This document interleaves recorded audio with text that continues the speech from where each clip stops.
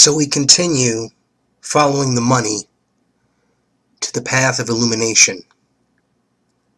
The research behind this book was not originally intended to reveal anything about Freemasonry or the Knights Templar. Its objective had been to satisfy my own curiosity about certain unexplained aspects of the Peasants' Revolt in England in 1381.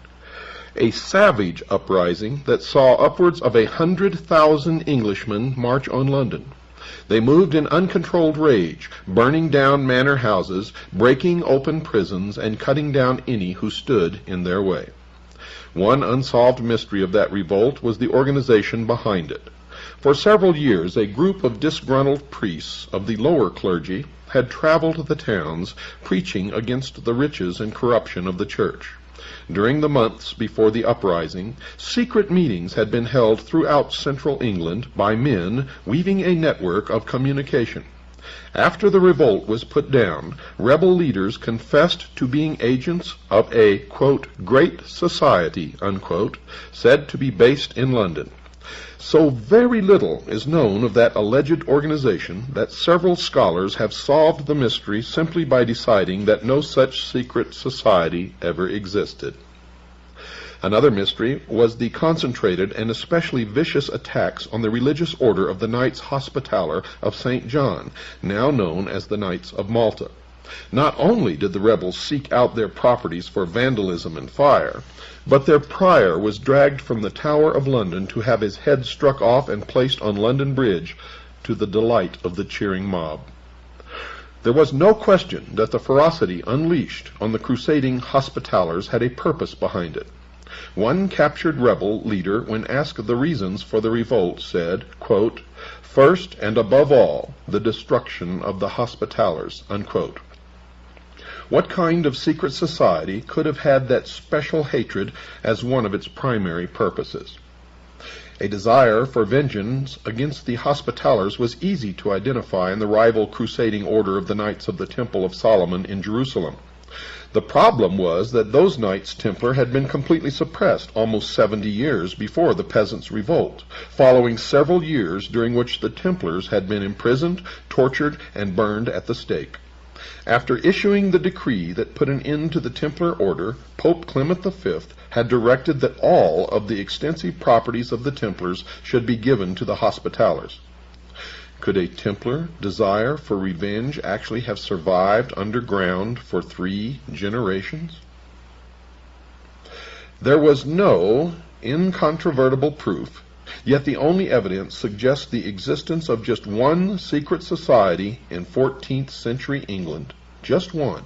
The society that was or would become the Order of Free and Accepted Masons. There appeared to be no connection, however, between the revolt and Freemasonry, except for the name or title of its leader. He occupied the center stage of English history for just 8 days, and nothing is known of him except that he was the supreme commander of the rebellion.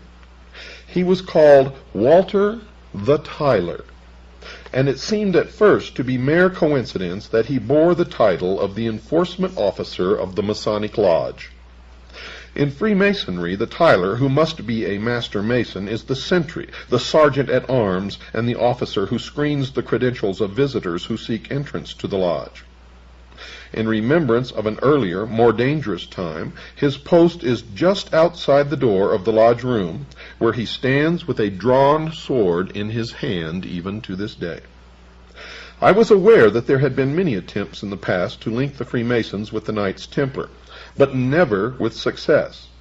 The fragile evidence advanced by proponents of that connection had never held up, sometimes because it was based on wild speculation, and at least once because it had been based on a deliberate forgery.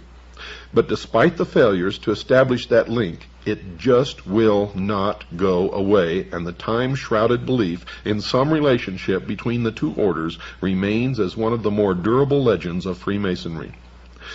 That is entirely appropriate, because all of the various theories of the origins of Freemasonry are legendary.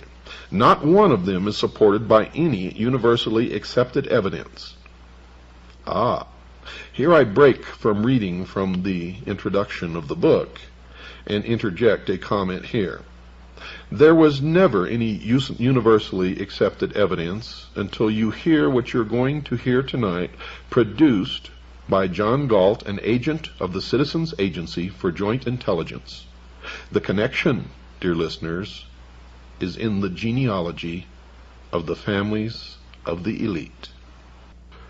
Spurned by God in the form of the Vicar of Christ on earth, the Pope, and spurning God in their turn, the Knights Templars banded together in secret and formed what was to become known as Freemasonry. Now the legend goes that Freemasonry sprang up from ancient stonecutters' guilds and the men who built the stone buildings of the age. But Freemason actually comes from the French, Free Mason, which literally means the sons of light. Which light?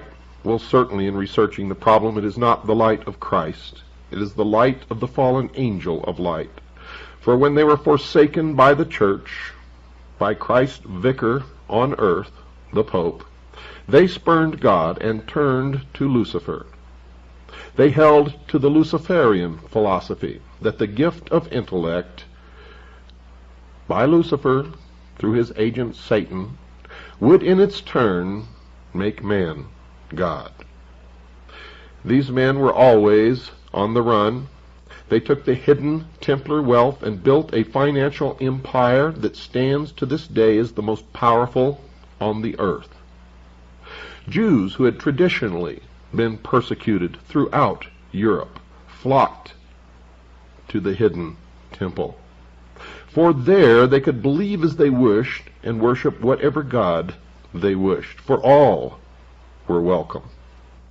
Many of the Templars running to ground flocked to England and to Scotland, where they fought for Robert the Bruce, who was engaged in an intense battle with the King of England. Now, let me regress just a little bit. King William the Lion, who was born in 1165 and died in 1214, had a daughter, Isabel of Scotland. Well, Isabel married a certain Robert Rose. Robert Rose was a Knight Templar who was heavily involved in the first efforts and was very successful at international banking. Plus, he established the first overt and covert international intelligence gathering organization, which all subsequent intelligence organizations have been based upon since. His son, Sir William Roos, and his daughter, Lucy Roos, figure prominently in the story to follow. Lucy married Sir Robert Plumpton. They sired two children, Sir William Plumpton and Alice Plumpton. During this period of time, this family, as the Knights Templar were going to ground, and the male progeny of this family always followed their father's footsteps and entered into the order. They established in secret the Scottish Rite of Freemasonry, and may have had a significant role in the establishment, for intelligence reasons, of the order known as the Ancient Order of the Rose and Cross. Now, Alice Plumpton married Sir John Boteler. They gave birth to a daughter, Alice Boteler, who then married John Gerard, who had a child, Constance, who married Sir Alex Standish. The following children issued from that marriage: Ralph Standish, Sir Alex Standish, Roger Standish, and Alice Standish, who then married James Prescott. The children of this marriage were Roger Prescott, Ralph Prescott, John Prescott, and Captain Jonathan Prescott. Jonathan Prescott married Rebecca Buckley. They had two children, Abel Prescott and Lucy Prescott, and Lucy married Jonathan Fay. They sired three children, Samuel Prescott Phillips Fay, Samuel Howard Fay, and Harriet Eleanor Fay. Harriet married Reverend James Smith Bush, son of merchant Obadiah Bush.